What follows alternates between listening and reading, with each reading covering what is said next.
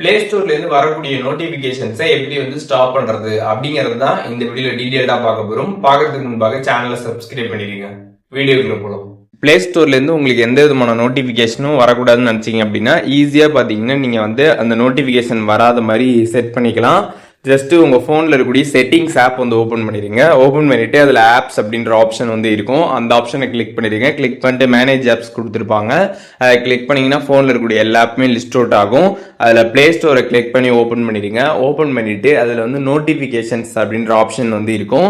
அது பாத்தீங்கன்னா ஆன்ல வந்து இருக்கும். அந்த ஷோ நோட்டிபிகேஷனை கிளிக் பண்ணி ஆஃப் பண்ணிடுங்க. ஒன்ஸ் இதை நீங்க ஆஃப் பண்ணிட்டீங்க அப்படின்னா அதுக்கப்புறம் பிளே ஸ்டோர்ல இருந்து உங்களுக்கு எந்த விதமான ஒரு நோட்டிபிகேஷனும் வராது.